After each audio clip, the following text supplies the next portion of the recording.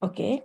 Jadi pelajaran hari ini adalah kelanjutan dari bulan sebelumnya dan masih di dalam buku Seri Sejarah Penebusan seri 1 karangan dari Pendeta Abraham Pak. Tolong dibaca Ibu Wana ayat pembukaannya. Kejadian 5 ayat 3. Setelah Adam hidup 130 tahun, ia memperanakkan seorang laki-laki menurut rupa dan gambarnya, lalu memberi nama Set kepadanya. Umur Adam setelah memperanakkan Set 800 tahun, dan ia memperanakkan anak-anak lelaki dan perempuan. Jadi Adam mencapai umur 930 tahun, lalu ia mati. Setelah Set hidup 105 tahun, ia memperanakkan Enos. Dan Set masih hidup 807 tahun. Setelah ia memperanakkan Enos, dan ia memperanakkan anak-anak lelaki dan perempuan. Jadi Set mencapai umur 912 tahun. Lalu ia mati. Iya, kalau kita baca Kejadian 5 secara keseluruhan, karena ayatnya panjang, jadi kita tidak membaca semuanya, itu mencatat generasi dari Adam sampai Nuh, ya, mencatat 10 generasi. Ya, generasi pertama sampai dengan generasi ke-10. Kemudian generasi ke-11 sampai 20 itu bukan di Kejadian 6, tetapi di Kejadian 11. Kita baca ayatnya. Kejadian 11 ayat 10, inilah keturunan Sem. Setelah Sem berumur 100 tahun, ia memperanakkan Asparksat. 2 tahun setelah air bah itu. Sem masih hidup 500 tahun. Setelah ia memperanakkan Arpaksad, dan ia memperanakkan anak-anak lelaki dan perempuan. Setelah Arpaksad hidup 35 tahun, ia memperanakkan Sela. Arpaksad masih hidup 403 tahun. Setelah ia memperanakkan Sela, dan ia memperanakkan anak-anak lelaki dan perempuan. Ya, jadi di Kejadian 11 itu bicara mengenai generasi ke-11 sampai dengan generasi ke-20, yaitu dari Sem itu anaknya Nuh, sampai dengan Abraham. Ya, jadi dari Adam sampai dengan Abraham. Nah, kalau kita baca tadi di Kejadian 5 dan Kejadian 11, itu banyak sekali kata-kata yang diulang-ulang, ya kan? Apa itu? Ada pola yang diulang-ulang tuh apa saja? Yaitu umur ketika memperanakan, terus berapa lama dia hidup setelah memperanakan anak pertama. Ya, dari sini kita lihat bahwa mereka anaknya bukan, contohnya kayak Adam, anaknya bukan cuma Kain, Habel, sama Set, tapi ternyata Adam juga memperanakan anak-anak laki-laki dan perempuan yang lain, ya, selain Set, dia punya adik-adik yang lain seperti itu.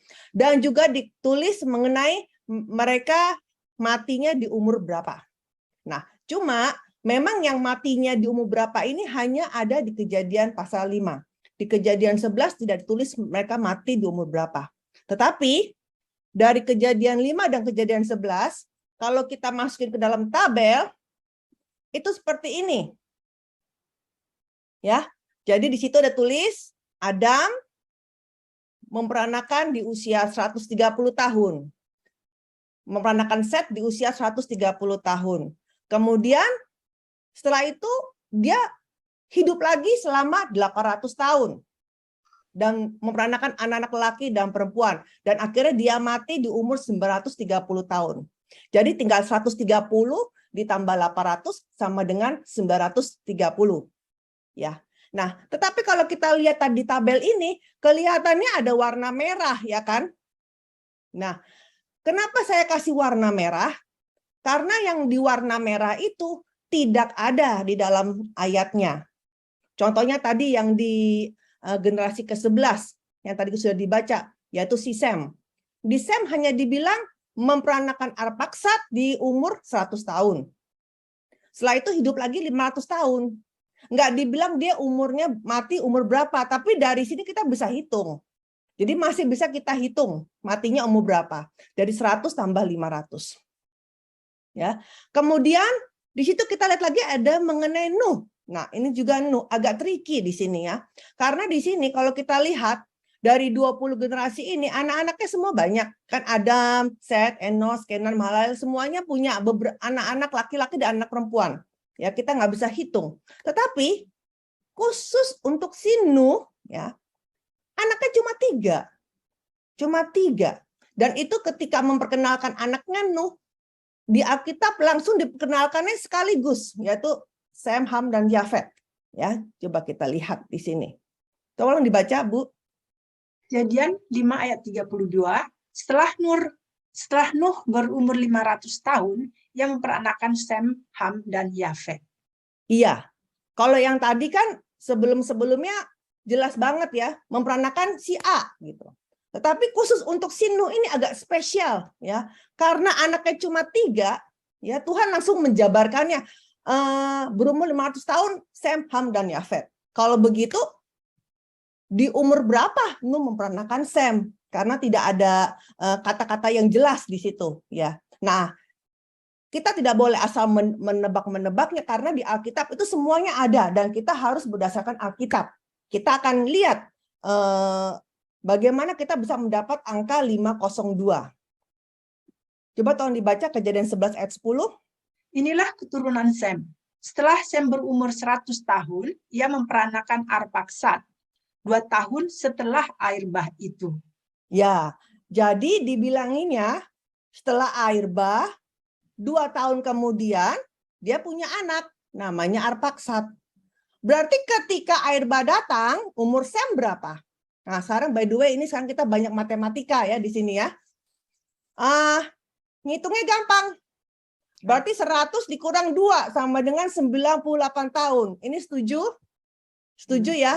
Jadi ketika air bah datang, ya, Sem belum punya anak, ya. Sem berumur 98 tahun ketika air bah datang. Kemudian tolong baca Bu, Kejadian 7 ayat 6. Nuh berumur 600 tahun ketika air bah datang meliputi bumi. Ya, jadi di tahun yang sama, ya, si Sem itu berumur 98 tahun dan Nuh berumur 600 tahun. Berarti Nuh, ya berarti ketika Nuh memperanakan Sem itu di umur berapa? Tinggal 600 dikurang 98 sama dengan 502 tahun. Jadi disitulah kita bisa menemukan angka 502 dari tabel yang tadi saya buat. Di sini tadi tabelnya, mundur lagi. Mana tadi? Oh, tunggu. Nah, ini dia tabelnya ya. Jadi angka yang warna merah itu harus dihitung terlebih dahulu baru ketemu angkanya. Ya. Nah, jadi ini semua 20 generasi ini umur berapa mereka memperanakan, terus hidupnya berapa tahun lagi, itu semua ada di Kejadian 5 ayat 1 sampai 32, Kejadian 11 ayat 10 sampai 26 dan juga 32 dan juga Kejadian 25 ayat 7. Itu semua ada, cuma tinggal dimasuk-masukin aja angkanya seperti itu. Nah, tetapi kalau kita lihat hanya begini saja, kita nggak tahu kan kalau dalam kalender dunia yang namanya dibagi 2 kan kalender dunia, sebelum Masehi dan juga Masehi. Kita nggak bisa tahu Abraham itu lahirnya di tahun berapa sebelum Masehi. Adam itu berapa sebelum Masehi, kita tidak bisa tahu di sini. Nah, caranya bagaimana? Caranya adalah kita harus mencari tahu dulu kelahiran Abraham yang paling bawah itu. Barulah kita, kalau sudah ketemu kelahirannya Abraham di tahun berapa, baru kita bisa menelusuri, menghitungnya dari bawah terus sampai ke atas. Saya kasih contoh. Nah, ini contohnya perhitungannya. Misalkan, ya, tahun kemerdekaan RI itu adalah di tahun 1945. A berumur 15 tahun ketika RI merdeka. B berumur 30 tahun ketika memperanakan A. Pertanyaannya sekarang, kapan A dilahirkan? Itu jelas kan? A dilahirkannya ya 1945 dikurang 15. Berarti A dilahirkan di tahun 1930. Kapan B dilahirkan? Karena B memperanakan A di umur 30, berarti tinggal di minus aja. 1930 minus 30 sama dengan di tahun 1900. Jadi dari sini kita lihat, untuk kita bisa menghitung kelahiran A dan B, itu mesti ada tahun pedoman. Ya, karena ada tahun kemerdekaannya 1945, maka kita bisa menghitung seperti demikian. Nah, begitu juga dengan Alkitab. Ya, Alkitab, satu buku Alkitab itu nggak pernah ditulis tahun berapa sebelum Masehi, tidak ada. Karena tidak ada tahun-tahun sebelum Masehi, maka susah untuk orang percaya apakah ini benar-benar sejarah nyata apa tidak. Apakah ini hanya dongeng apa bukan. Tetapi jika sudah ada tahun-tahunnya, maka itu menjadi luar biasa sekali, ya. Bahwa mereka ini semua adalah tokoh-tokoh yang nyata di dalam sejarah karena masuk di dalam kalender dunia. Ya, dan Pendeta Abraham Pak menulis buku Seri Sejarah Penebusan dari buku 1, 2, 3 dan seterusnya, itu semuanya mencantumkan tahun-tahunnya. Ya, sebelum Masihnya itu kapan. Sehingga itu benar-benar cerita sejarah yang fakta seperti demikian, membuat kita menjadi lebih confirm akan pekerjaan Tuhan di dalam penyelenggaraan penebusan di dalam cerita di Alkitab itu. Ya. Nah, kalau begitu, bagaimana cara mengetahui, cara mendapatkan tahun-tahunnya? Juga harus ada pedomannya. Pedomannya adalah apa? Yaitu ketika Salomo menjadi raja di tahun 930 SM. Nah, ini dia titik awalnya. Jadi kalau kita sudah ketemu titik awalnya, yaitu Salomo menjadi raja di tahun 930 SM, maka kita bisa menghitung mundur semua peristiwa sebelum Salomo, dan juga kita bisa menghitung maju setelah Salomo. Tahu dari mana Salomo menjadi raja di tahun 930? Itu dicari di internet, di mana-mana sudah diakui bahwa Salomo menjadi raja di 930. Dan dunia sudah mengakui, mau aliran liberal, mau aliran konservatif, bahkan gereja Katolik itu pun sudah mengakui bahwa Salomo menjadi raja di tahun 930. Nah, dari titik inilah kita baru bisa menghitung mundur sampai ketemu kelahirannya Abraham. Kita mulai hitung. Sebelum menghitung Abraham, kita mesti hitung dulu kapan bangsa Israel eksodus dari Mesir. By the way, kecepatan nggak ya? Jelas nggak? Jelas. Kecepatan nggak? Kalau kecepatan, tolong kasih tahu karena ini hitung-hitungan, ya. Boleh di-cut karena kalau hitung-hitungan udah kepanjangan nggak bisa diulang lagi, susah. Ya, oke. Pertama kita mau cari kapan bangsa Israel itu eksodus dari Mesir. Kita baca, Bu.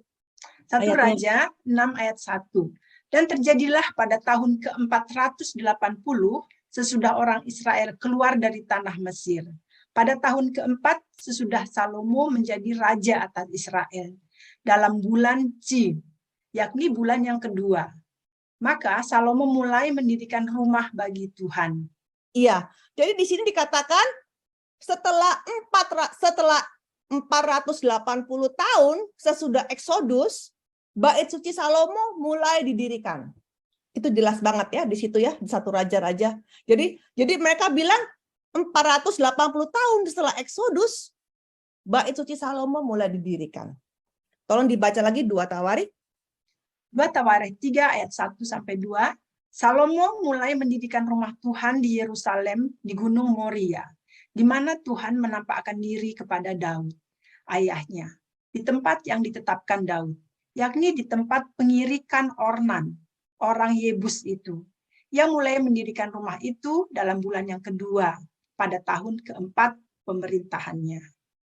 Ya, jadi baik di Raja-Raja ataupun di Tawarikh sama ya dibilangnya ya, yaitu kapan Salomo mulai mendirikan bait suci, yaitu di tahun ke-4 pemerintahannya. Tahun ke-4 pemerintahannya.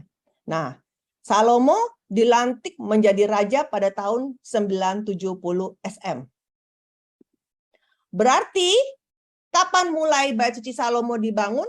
Yaitu 970 minus 4 sama dengan 966 SM. Ya, jadi bait suci Salomo dibangun mulainya 966 SM. By the way, kalau sebelum masih kita ngitungnya, kalau maju ngitungnya minus ya Bu ya, Bapak-bapak, Ibu-ibu. Paham?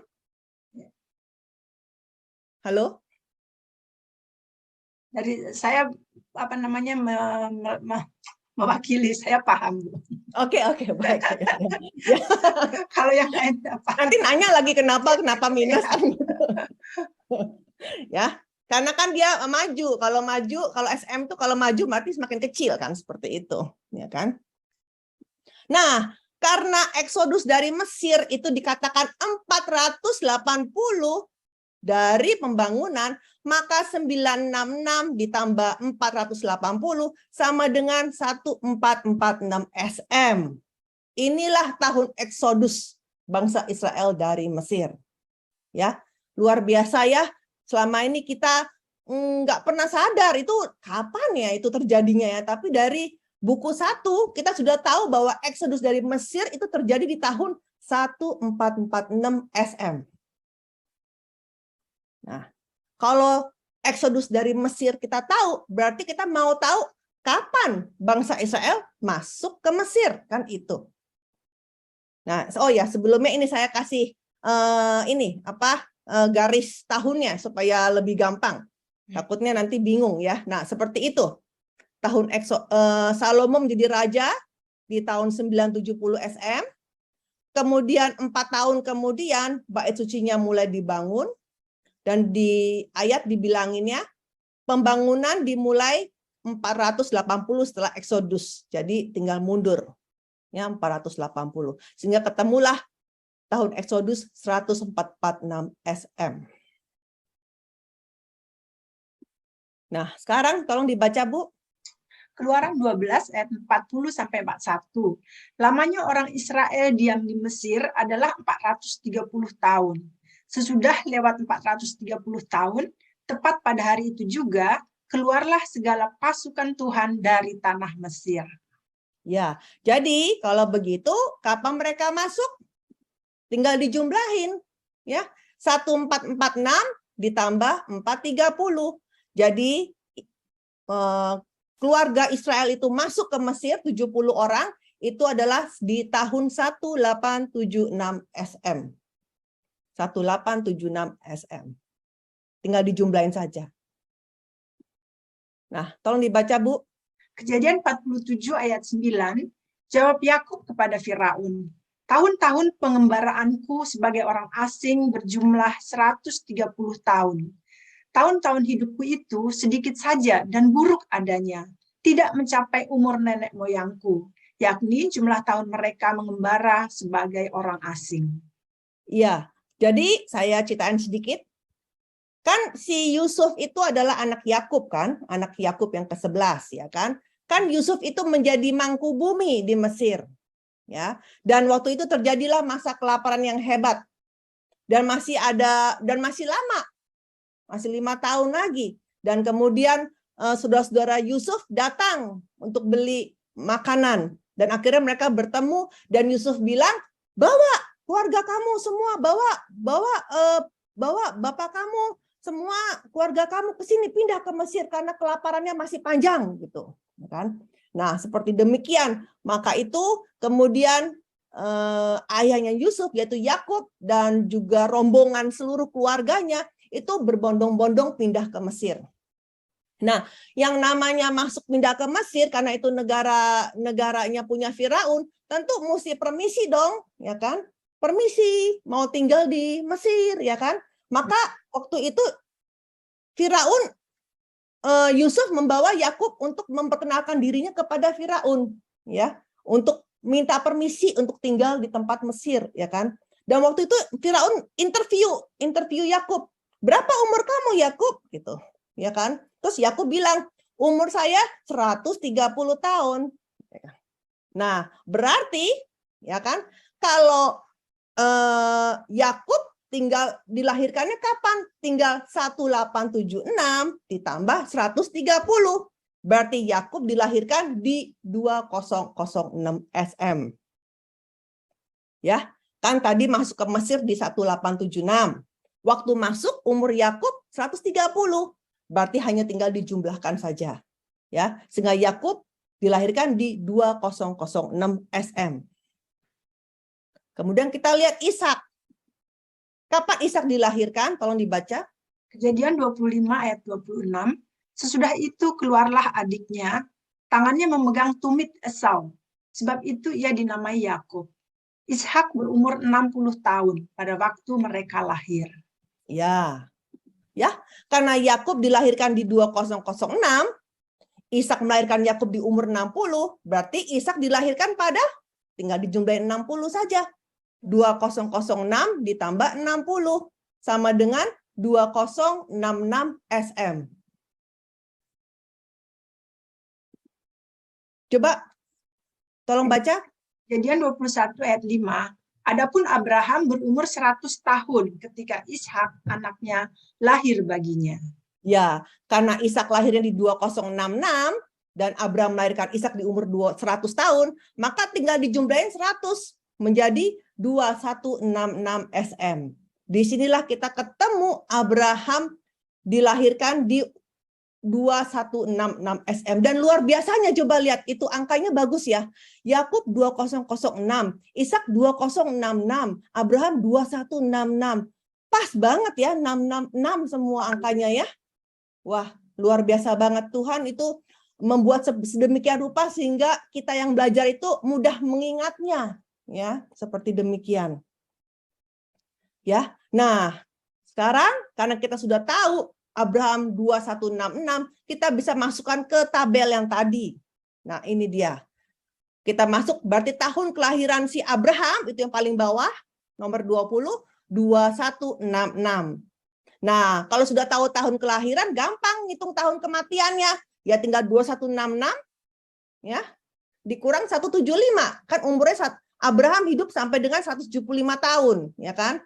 Berarti tahun kematiannya di 1991. Itu cuma tinggal dikurangin aja minus. Nah, sekarang bagaimana dengan Terah, ayahnya Abraham? Sama hitungnya seperti kayak tadi, ya. Jadi 2166 ditambah 70. Hasilnya 2236. Jadi ayahnya Abraham itu tahun kelahirannya di 2236. Ya. Dan seterusnya seperti demikian. Terah 2236 ditambah 29. Hasilnya mundur. Jadi seperti demikian, ngitung semua, keluarlah seperti itu hasilnya. Ya. Tahun kelahirannya kelihatan sekali langsung semuanya seperti demikian. Ya. Luar biasa banget ya. Nanti kalau kita lihat ya, Adam itu di 4000 tahun, ya. Nuh 3000 tahun, ya. Abraham 2000 tahun, 1000 kurang lebih ya, seperti demikian.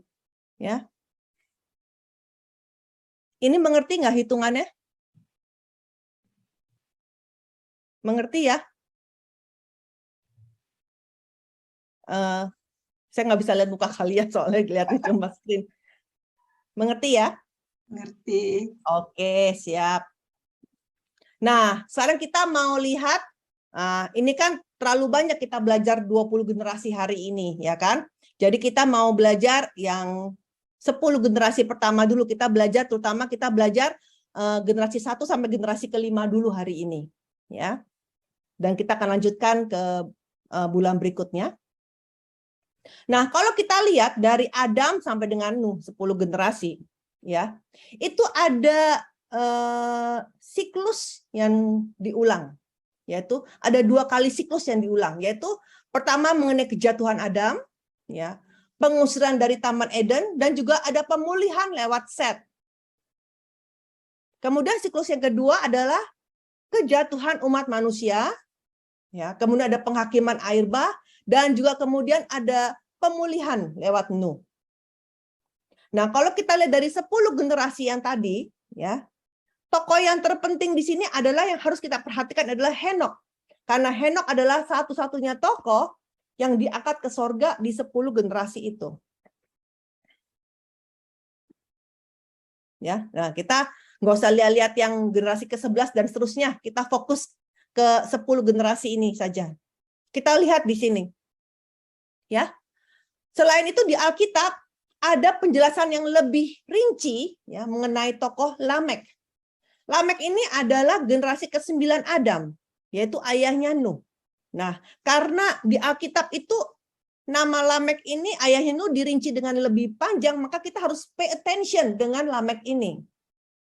Ya, meskipun Lamek kalau kita lihat hidupnya paling pendek 777 tahun, kan yang lain semuanya 999 ya. Kalau Mahalalel 895 itu pun kalau dibulatin hampir 900 lah ya, seperti demikian. Tetapi Lamek jomplang sekali ya, 777 kalau kita lihat umurnya ya kan. Ya, tetapi di sini walaupun 777 ada kehendak Allah dari angka tersebut. Ini bukan angkat ya, sorry ini T-nya kebanyakan angka tersebut ya. Dan kita lihat di sini siapa orang yang paling panjang umurnya, yaitu Metusalah. Ya, dia hidup hampir 1 abad ya, 969 tahun. Ya, kemudian orang kedua yang hidupnya panjang yaitu Yared, yaitu 962 tahun. Kemudian yang ketiga adalah Nuh, 950 tahun. Ini semua mereka rata-rata semua umurnya sangat panjang. Karena kenapa? Mereka ini menunjukkan bahwa mereka ini semua menjalani kehidupan yang saleh, dan kita mau lihat satu persatu ini hidupnya salehnya seperti apa ya. Tolong dibaca Amsal 3 ayat 1 sampai 2. Hai anakku, janganlah engkau melupakan ajaranku dan biarlah hatimu memelihara perintahku, karena panjang umur dan lanjut usia serta sejahtera akan ditambahkannya kepadamu. Ya, nah sekarang kita mau lihat mengenai Adam. Tolong dibaca lagi. Tadi udah dibaca ya, tadi ya Kejadian 5 ayat 3 ya. Nah, kita lihat di sini Adam dalam bahasa Ibrani artinya manusia ya, dan berasal dari akar bahasa Asyur yang artinya Adamu, yang artinya membuat atau tercipta ya. Nah, kita lihat di sini bahwa Adam memperanakan Set di 130 tahun. Jadi pada waktu Adam memperanakan Kain dan Habel itu nggak dibilang umurnya berapa. Ya, nggak dibilang. Tetapi ketika Adam memperanakan Set itu dibilang, yaitu Adam memperanakan Set di 130 tahun. Kemudian dia hidup lagi 800 tahun sehingga totalnya 930 tahun. Mengenai Adam kita sudah bahas suatu pertemuan yang sebelumnya, jadi saya nggak terlalu ini mengenai Adam, membahas terlalu banyak mengenai Adam. Tapi yang kita perhatikan di sini adalah Adam itu ternyata hidupnya panjang sampai ke Lamek. Dia hidupnya sampai Lamek generasi ke-9, yaitu ayahnya Nuh. Nah, inilah pertemuan yang pertama kali di dunia ya. Ketika buku silsilah di kitab Kejadian ini dikeluarkan ya, semua orang kaget. Karena kenapa? Ahli teologi juga kaget karena baru pertama kali mereka menyadari bahwa ternyata Adam itu hidupnya sampai generasi ke-9 ya, yaitu Lamek. Gimana bisa tahunya ya? Karena kita bisa hitung ya. Adam memperanakan Set di usia 130. Set memperanakan Enos di usia 105. Enos memperanakan Kenan di usia 90. Itu dijumlah-jumlahin ya. Ketika Lameknya lahir, Adam masih hidup. Adam berumur 874 tahun ketika Lamek dilahirkan. Ya. Nah, ketika Lamek berusia 56 barulah Adam mati. Ya. Nah, kenapa Tuhan bisa memberikan usia yang begitu panjang kepada Adam? Ya, itu ada maksudnya, yaitu supaya tongkat estafet iman itu, tongkat iman itu bisa disambungkan kepada Nuh, yaitu lewat Lamek. Tolong dibaca Kejadian 5 28-29. Setelah Lamek hidup 182 tahun, ia memperanakkan seorang anak laki-laki dan memberi nama Nuh kepadanya. Katanya, anak ini akan memberi kepada kita penghiburan dalam pekerjaan kita yang penuh susah payah di tanah yang telah terkutuk oleh Tuhan. Nah, ya. Nah, di sini kata bagaimana Lamek yang generasi ke-9 bisa tahu mengenai tanah yang dikutuk ini kalau bukan Adam yang menyampaikan, yang menginjilkan, yang menyampaikannya, menciptakannya kembali kepada keturunan-keturunannya. Karena ketika Allah mengutuk tanah, itu terjadinya di dalam Taman Eden. Ya, Allah berbicara kepada Adam, mengutuk Adam itu di Taman Eden, bukan di luar Eden. Ya, dan Lamek generasi ke-9 sampai bisa tahu bahwa bahwa tanah itu telah dikutuk. Itu berarti dia sudah mendengar penginjilan itu dari Adam langsung. Ya. Nah, di sini ada sering sekali dibilang, kalau kita baca bukunya, sering sekali dibilang hidup semasa seperti hari ini kita bertemu dipakai Zoom. Ini kan kita lagi hidup semasa seperti itu. Ya. Jadi Adam hidup semasa dengan Lamek selama 56 tahun, ya. Sampai-sampai ketika Lamek itu mempunyai anak namanya Nuh, dia merasa bahwa Nuh ini adalah istirahat, ya. Istirahat, ya. Mesias, dia pikir seperti demikian, ya. Dan Nuh sendiri bisa hidup semasa dengan Abraham selama 58 tahun. Ini juga luar biasa sekali, ya. Bayangkan, kita pikir dulu-dulu yang namanya Adam itu ceritanya udah kapan itu hidupnya di mana kita nggak tahu gitu. Terus juga si Nuh itu kapan hidupnya ya. Terus Abraham kapan gitu. Kayaknya itu ceritanya yang jauh sekali gitu jaraknya ya. Tapi ternyata setelah kita bikin tabel, loh ini mah ketemu. Ya, mereka masih hidup semasa. Mereka nggak jauh-jauh amat, cuma 20 generasi. Seperti demikian. Taunya dari mana? Nah, kita bisa hitung lagi gampang di sini ya kan. Coba kita lihat Lamek. Lamek lahirnya di 3240 SM. Ya. Sedangkan Adam matinya di 3184.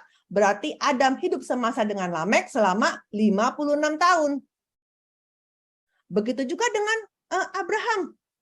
Abraham dilahirkan di tahun 2166 SM. Ya. Dan Nuh matinya di 2108 SM. Berarti Nuh sama Abraham hidup semasa selama 58 tahun. Ya, jadi lewat ini luar biasa sekali ya. Kita bisa melihat, wah ini benar-benar luar biasa. Ya, nah di sini kita lihat bahwa Adam diberi usia panjang supaya dia bisa menyampaikan semua kejadian-kejadian dia, gimana rasanya hidup di Taman Eden, bisa bercakap-cakap dengan Allah, di mana dia bisa punya kuasa untuk memberi nama semua binatang, kasih hikmat, maksudnya bukan kuasa, dikasih hikmat ya, yang luar biasa untuk memberi nama ribuan binatang, seperti demikian ya kan. Dan terus bagaimana di akhirnya dia dikutuk oleh Tuhan dan jatuh dalam dosa ya, dia mengajarkan sedemikian ya. Dan pada waktu itu Adam bisa melihat bagaimana keturunan ketujuh dia yaitu Henok itu hidup berjalan bersama dengan Allah. Tetapi Adam tidak menyaksikan pengangkatan Henok ke sorga karena Adam sudah mati 57 tahun sebelum Henok diangkat ke sorga.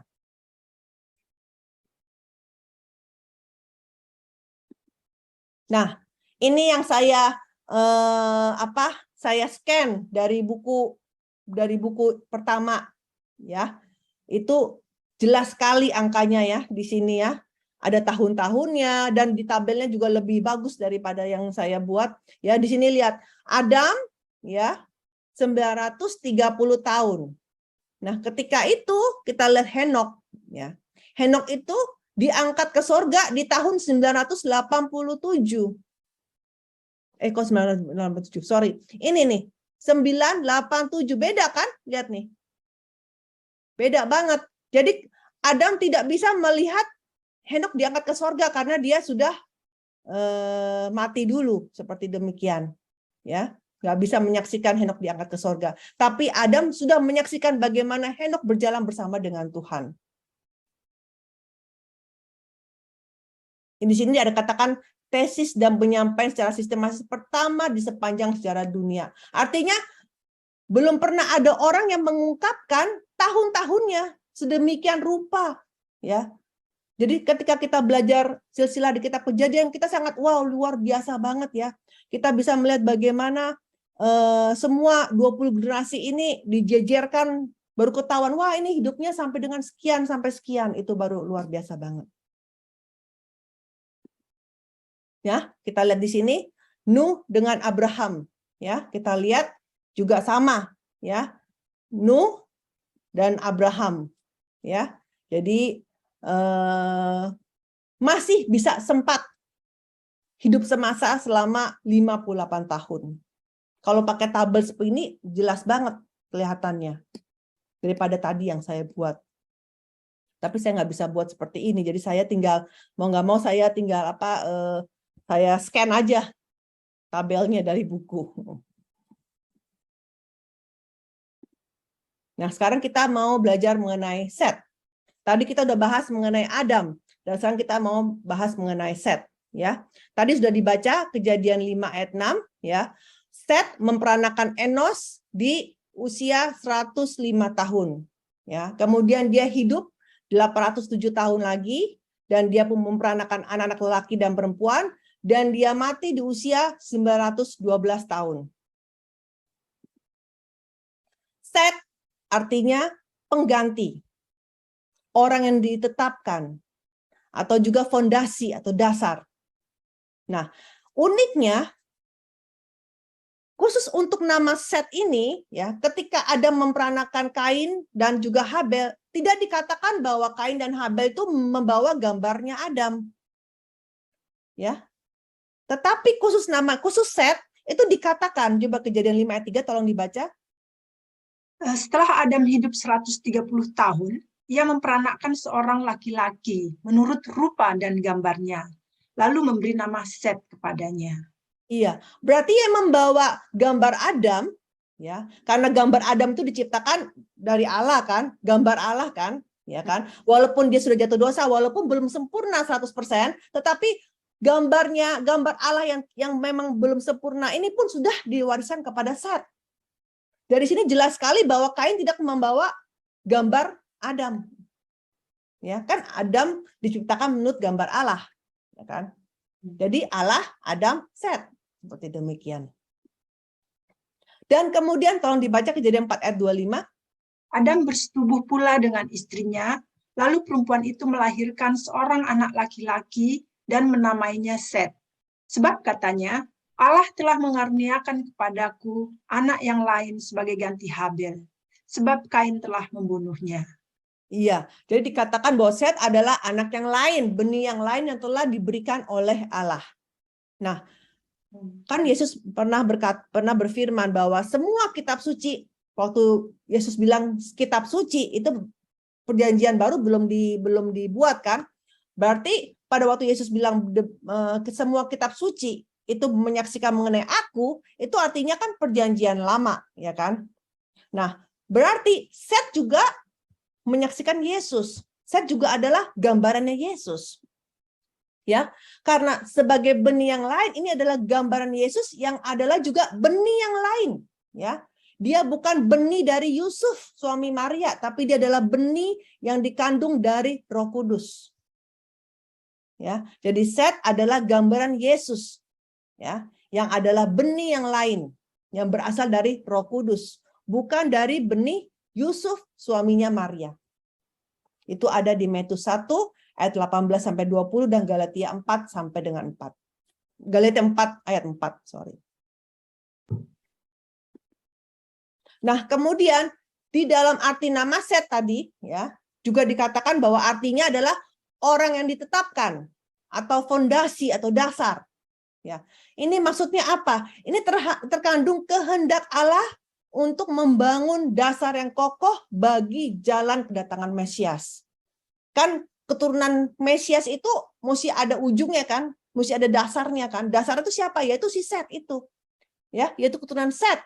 Set, Enos, Kenan, terus sampai Yesus. Jadi harus ada dasarnya.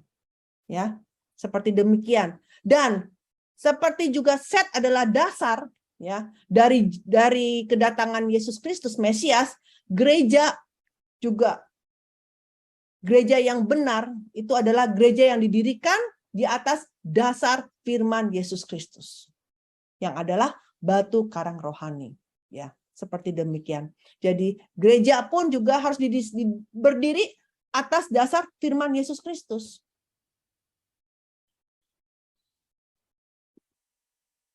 Nah, Set dia itu sampai dengan 912. Dia menyaksikan dua hal, ya. pertama-tama dia melihat bagaimana Adam mati. Wah, ternyata bisa mati ya setelah umur 930 tahun. Berarti benar ya, upah dosa itu adalah maut ya. Seperti demikian ya. Jadi Set itu melihat ternyata benar-benar karena Adam mati duluan kan, dari Adam sampai Nuh 10 generasi Adamnya mati duluan ya kan. Jadi mereka kaget, wah ternyata benar bisa mati. Seperti demikian. Tetapi kalau cuma Adam sudah gitu mati, tapi kemudian nggak ada harapan lewat Henok, mungkin sedih ya mati. Tapi ternyata Set bisa menyaksikan bagaimana Henok diangkat ke sorga. Jadi di sini Set itu luar biasa, dia bisa menyaksikan dua hal, yaitu yang tadinya mati, tapi kemudian dia juga bisa menyaksikan bagaimana keturunan generasi bapak leluhurnya Henok, keturunannya yang Henok yang ketujuh itu bisa diangkat ke sorga. Jadi dia bisa melihat ada jalan ternyata. Jadi bukan sekedar mati saya, tapi ternyata ada jalan. Tuhan kasih jalan. Seperti demikian. Jadi di sini Set bisa menyaksikan dua hal. Yang pertama yang menyedihkan, tapi kemudian yang memberikan sukacita. Seperti demikian. Itu ada, kalau kita lihat gambarnya di tabel itu, ya, itu ada garis-garisnya kan. Jadi pada waktu kematian Adam sama dengan juga pada waktu Henok diangkat, ya, seperti demikian. Jadi waktu itu kedua peristiwa itu Set masih ada, Set masih hidup. Sekarang kita mau belajar mengenai Enos. Tolong dibaca Kejadian 5 ayat 9. Setelah Enos hidup 90 tahun, ia memperanakkan Kenan. Dan Enos masih hidup 815 tahun setelah ia memperanakkan Kenan. Dan ia memperanakan anak-anak lelaki dan perempuan. Jadi, Enos mencapai umur 905 tahun, lalu ia mati. Ya, jelas sekali di situ ya. Jadi ada Enos memperanakkan Kenan di usia 90, hidup lagi 815, dan mati di usia 905 tahun. Nah, apa artinya nama Enos? Enos artinya Adam, manusia. Atau manusia yang lemah, yang tidak bisa terhindar dari maut. Dan juga artinya, kalau kita lihat dari kata anas, itu artinya mudah pecah. Ya, kalau mudah lemah itu kan berarti mudah pecah. Seperti demikian. Nah, kenapa ayahnya Enos tuh kok kasih namanya Enos begitu? Kenapa? Karena ayah Enos itu mengakui ya keterbatasan manusia yang mana nggak bisa terhindar dari maut. Ya, karena Set ini kan dia melihat bagaimana Adam tidak bisa menghindar dari maut. Ya, dan juga manusia ini tidak bisa menang melawan godaan dosa. Ya. Kalau tanpa mencari Tuhan itu sangat-sangat sulit untuk tidak berbuat dosa. Nah, karena manusia itu lemah, maka dia memberikan nama anaknya itu Enos, anaknya Enos sesuai dengan pengakuan iman dari Set. Ya. Jadi Set melihat bagaimana manusia itu bukan hanya lemah, nggak bisa melawan godaan dosa, tapi juga nggak bisa terhindar dari segala penyakit, juga nggak bisa. Seperti itu. Nah, tolong dibaca Kejadian 4 ayat 26. Lahirlah seorang anak laki-laki bagi Set, juga dan anak itu dinamainya Enos. Waktu itulah orang mulai memanggil nama Tuhan. Nah, lihat sekali, luar biasa sekali. Jadi di zamannya Enos, nah kelihatan di sini kan, di zaman Enos orang-orang mulai memanggil nama Tuhan. Dari sini kita bisa lihat bahwa ibadah yang teratur itu dimulai di zaman Enos. Di zamannya Kain sama Habel cuma kasih persembahan secara pribadi, tapi nggak ada ibadah formalnya. Tetapi ibadah formal dimulai di zaman Enos. Ya, kalau kita lihat dalam versi Korea standar baru dikatakan Set juga memperanakan dan menamai anaknya Enos. Waktu itu barulah orang-orang memulai ibadah sambil memanggil nama Tuhan. Memulai ibadah sambil memanggil nama Tuhan. Ya, dan dengan memanggil nama Tuhan itu tentunya berhubungan dengan penyelamatan.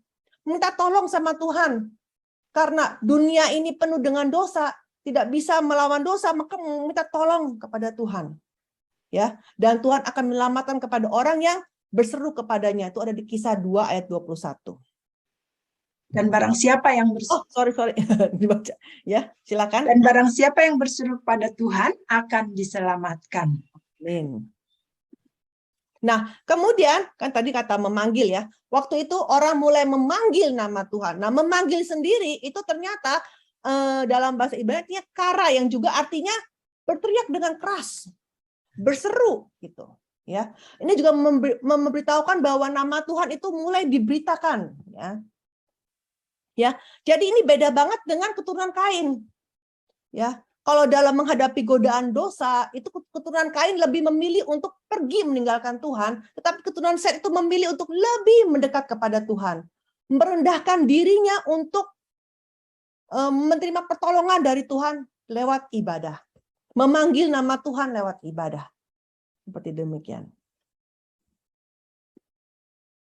Ya, jadi hari ini juga sama. Ketika kita sadar, kita mengaku bahwa iman kita ini lemah, ya, barulah kita bisa memberikan ibadah yang sejati kepada Tuhan. Ya, kita bisa berseru-seru kepada Tuhan, kita bisa berdoa dengan sungguh-sungguh kepada Tuhan. Tuhan, aku nggak bisa tanpa Engkau. Seperti demikian. Dan ketika kita benar-benar hanya bersandar pada Tuhan dan bergantungan pada Tuhan, barulah Tuhan akan kasih karunia, ya, akan memberikan keselamatan kepada kita. Ya, tolong dibaca Roma 12 ayat 1. Karena itu, saudara-saudara, demi kemurahan Allah, aku menasihatkan kamu, supaya kamu mempersembahkan tubuhmu sebagai persembahan yang hidup, yang kudus, dan yang berkenan kepada Allah.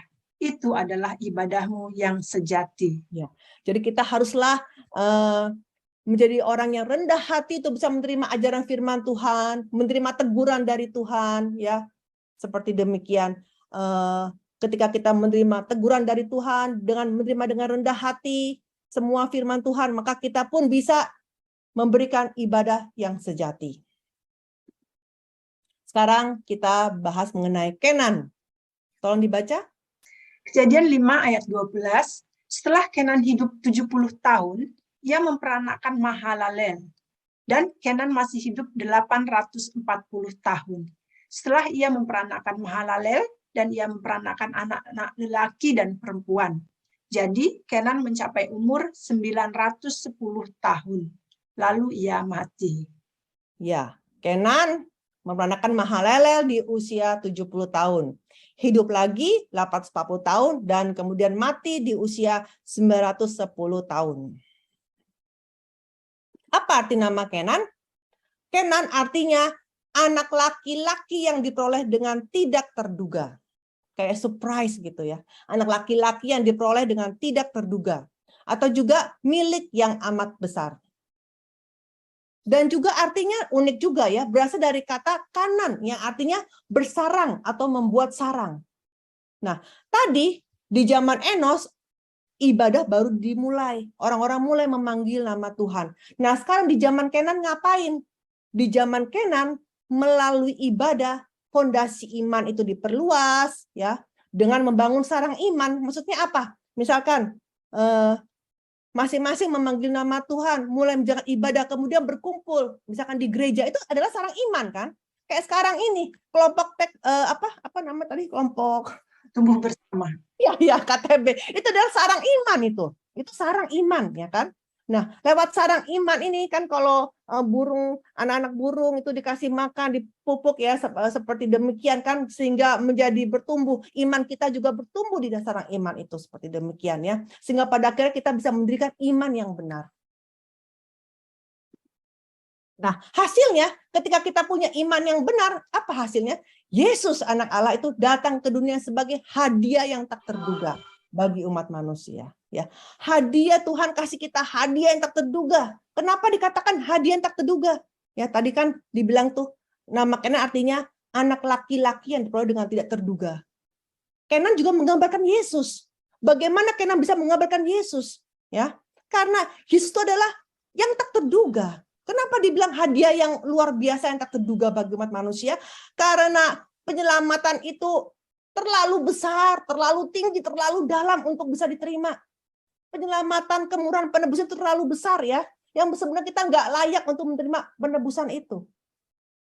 Ya, kita cuma terima itu hanya karena kasih karunia, bukan karena perbuatan kita.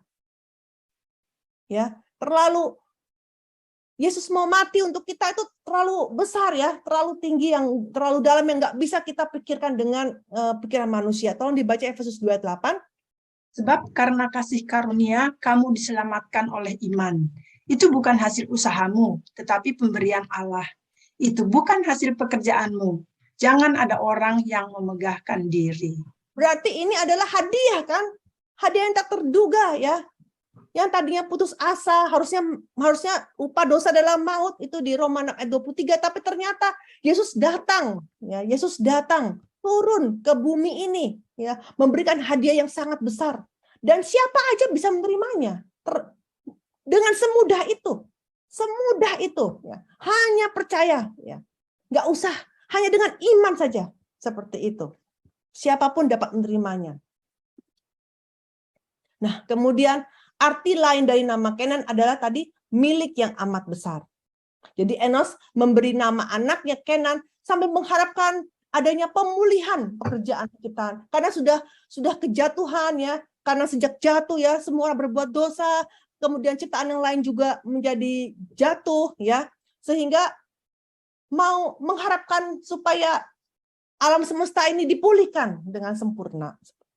Jadi supaya milik Tuhan yang besar ini kembali seperti demikian. Sekarang kita bahas Mahalalel, tolong dibaca Bu Kejadian 5 ayat 15. Setelah Mahalalel hidup 65 tahun, ia memperanakkan Yared. Dan Mahalalel masih hidup 830 tahun. Setelah ia memperanakkan Yared, dan ia memperanakkan anak lelaki dan perempuan. Jadi Mahalalel mencapai umur 895 tahun. Lalu ia mati.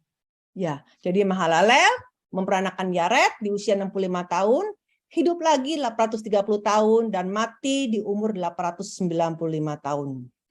Apa arti nama Mahalalel? Artinya adalah pujian kepada Allah, kemuliaan bagi Allah. Ya, nah kita lihat jika ibadah penyembahan secara formal sudah dimulai di zaman Enos. Jadi di zaman Enos orang-orang mulai memanggil nama Tuhan.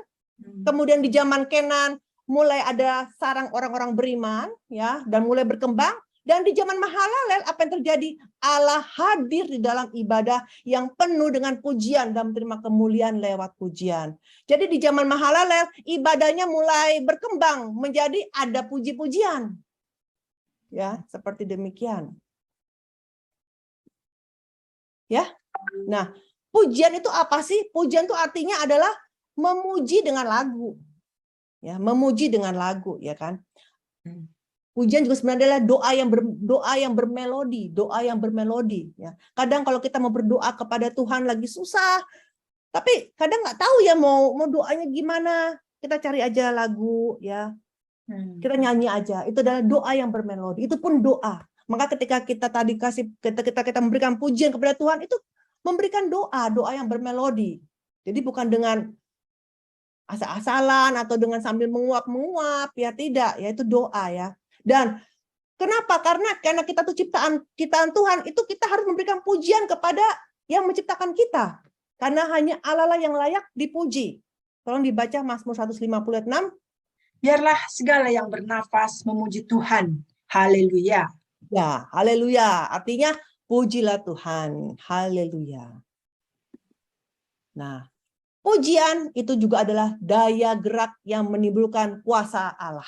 Ya, di Alkitab ada banyak contoh. Ya, tembok Yeriko itu runtuh ketika pujian dinyanyikan. Ya, terus roh jahat meninggalkan diri Saul ketika Daud memainkan pujian dengan kecapi. Ya, terus juga belenggu penjara terlepas ketika Paulus dan Silas menyanyikan pujian. Ini mungkin semua sudah tahu story ini. Ya, dan juga bagaimana Raja Yosafat memperoleh kemenangan besar dalam perang. Nah, ini boleh dibaca. Mungkin karena sebagian ada yang belum tahu story ini, boleh dibaca. Tolong dibaca, Bu. Ini panjang, cukup panjang. 2 Tawarikh 20 ayat 1.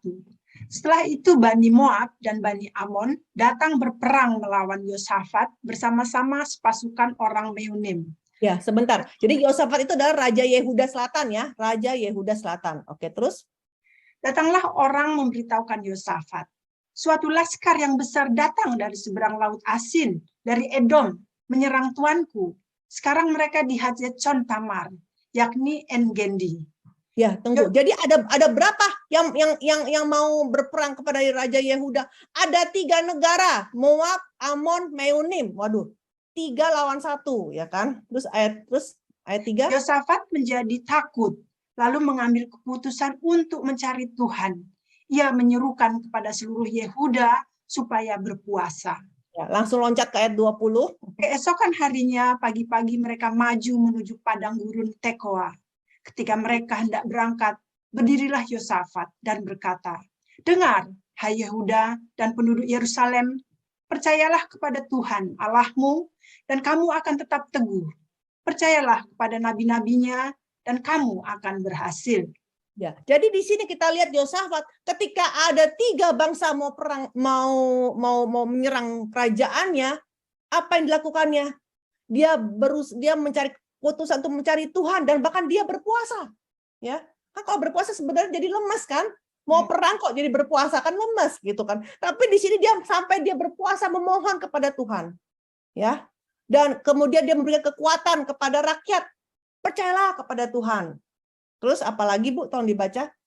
Setelah ia berunding dengan rakyat, ia mengangkat orang-orang yang akan menyanyi nyanyian untuk Tuhan dan memuji Tuhan dalam pakaian kudus yang semarak pada waktu mereka keluar di muka orang-orang bersenjata, sambil berkata, "Nyanyikanlah nyanyian syukur bagi Tuhan, bahwasanya untuk selama-lamanya kasih setianya." Ketika mereka mulai bersorak-sorai dan menyanyikan nyanyian pujian, dibuat Tuhanlah penghadangan terhadap Bani Amon dan Moab dan orang-orang dari pegunungan Seir yang hendak menyerang Yehuda, sehingga mereka terpukul kalah. Lalu Bani Amon dan Moab berdiri menentang penduduk pegunungan Seir, hendak menumpas dan memunahkan mereka. Segera sesudah mereka membinasakan penduduk Seir, mereka saling bunuh-membunuh. Ketika orang Yehuda tiba di tempat peninjauan di padang gurun, mereka menengok ke tempat laskar itu. Tampaklah semua telah menjadi bangkai berhantaran di tanah. Tidak ada yang terluput.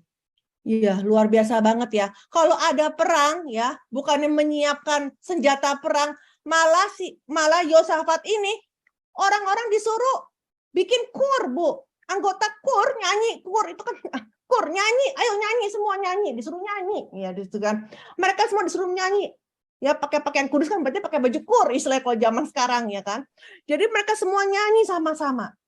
Nyanyi sama-sama dan luar biasa banget. Karena Allah mendengar pujian yang luar biasa sekali itu, sehingga musuhnya saling bunuh-membunuh. Jadi ketika mereka datang sudah mati semua, sudah beres. Karena Allah yang berperang untuk mereka. Jadi luar biasa sekali puji-pujian itu. Ya, ketika hati kita takut kan, kalau sekolah minggu kan anak-anak suka takut ya kan, gelap juga takut ya, nyanyi pujian seperti demikian. Ini adalah perang yang hebat sekali di sini, Yosafat ini. Nah, jadi di zaman Mahalalel, ya, keturunan-keturunan saleh dari Set ini hidupnya pasti banyak ini kan, sengsara ya, karena apa? Karena ada dosa yang menyerang, ya, ada kejahatan yang menyerang. Kalau hidup saleh itu kan pasti ditekan-tekan orang terus seperti demikian ya kan. Nah, tetapi di dalam pertempuran rohani ini mereka bisa mengalami kemenangan dengan lewat pertolongan Tuhan. Ya. Nah, kalau mereka bisa kasih puji-pujian berarti apa? Berarti mereka mengalami kasih karunia Tuhan kan? Ya, mengalami kemenangan lewat pertolongan Tuhan. Karena itu, karena Kenan ini hendak memuliakan Allah dan mau bersaksi bahwa Allah itu hidup, maka ia menamakan anaknya Mahalalel. Ya. Jadi, siapakah orang yang bisa menyanyikan pujian? Yaitu hanya orang yang telah menerima kasih karunia Allah. Kalau orang itu belum menerima kasih karunia Allah, belum bisa kasih pujian. Belum bisa hidupnya dengan bersyukur, belum bisa. Nah, uniknya arti nama Yehuda juga adalah terpujilah Tuhan. Jadi nama Yehuda, nama Mahalalel itu sama artinya. Terpujilah Tuhan. Nah, Mahalalel juga adalah gambaran dari Yesus Kristus yang mana Yesus akan datang dari suku Yehuda. Ibrani 7 ayat 14, tolong dibaca. Sebab telah diketahui semua orang bahwa Tuhan kita berasal dari suku Yehuda. Iya, ya. Jadi lewat Mahalalel kita bisa mengetahui bahwa Mesias Yesus Kristus itu datang melalui suku Yehuda. ya, dan juga adalah gambaran bagaimana Tuhan akan menang, ya, lewat kayu salib, ya, lewat kebangkitan dan lewat pujian yang diterimanya, ya. Nah, kesimpulan, kita sudah membahas 5 tokoh di dalam generasi, dalam 20 generasi. Kita ambil kesimpulan, kita lihat nomor 1 adalah Adam, artinya manusia. Adam adalah gambaran Yesus yang mana dia datang ke bumi sebagai anak manusia. Dan dia juga sebagai Adam kedua dan sebagai Adam akhir. Tolong dibaca, Ibu. 1 Korintus 15 ayat 45. Seperti ada tertulis, manusia pertama Adam menjadikan makhluk yang hidup, tetapi Adam yang akhir menjadi roh yang menghidupkan. Tetapi yang mula-mula datang bukanlah yang rohania, tetapi yang alamiah. Kemudian barulah datang yang rohania. Manusia pertama berasal dari debu tanah dan bersifat jasmani. Manusia kedua berasal dari sorga. Ya, Adam kedua dari sorga, Yesus datang dari sorga, ya kan? Dan juga sebagai Adam akhir, ya, roh yang menghidupkan. Kemudian Set, yang artinya pengganti, fondasi, yaitu yang mana gereja didirikan di atas fondasi iman Yesus Kristus. Set juga adalah gambaran Yesus yang sebagai benih lain, yaitu Roh Kudus, dan juga yang di mana firman Yesus menjadi dasar dari gereja, fondasi dari gereja. Kemudian Enos, artinya manusia yang lemah, mudah pecah. Di zaman Enos, orang-orang mulai memanggil nama Tuhan, ya, ibadah formal yang teratur dimulai. Dan juga Enos adalah gambaran Yesus yang di mana di atas kayu salib untuk menanggung dosa manusia, ya. Kenan, anak laki-laki atau hadiah yang diperoleh dengan tidak terduga. Nah, di zaman Kenan, orang-orang mulai membangun sarang iman, mulai mendirikan iman dengan benar, ya. Dan Kenan ini adalah gambaran Yesus sebagai hadiah besar yang tak terduga bagi manusia. Terus tadi Mahalalel yang tadi, ya, di zaman Mahalalel ibadah dengan pujian itu dimulai. Dan Mahalalel adalah juga gambaran Yesus yang datang dari suku Yehuda dan gambaran kemenangannya Yesus melalui kayu salib dan kebangkitannya. Dah, hari ini sudah selesai, kita tutup dengan doa. Bapa yang di sorga, kami sangat sungguh bersyukur Bapa atas firman-Mu pada hari ini Bapa. Kami sudah belajar mengenai 5 tokoh, 5 keturunan di dalam generasi Adam sampai dengan Abraham ini. Dan Bapa, biarlah kiranya Bapa lewat pelajaran hari ini Bapa, iman kami bisa lebih dikuatkan lagi ya Bapa, sehingga kami pun bisa lebih percaya dan bisa menerima kasih karunia Bapa dan bisa memberikan pujian kepada Bapa dengan sejati. Dalam nama Tuhan Yesus kami berdoa. Amin. Amin.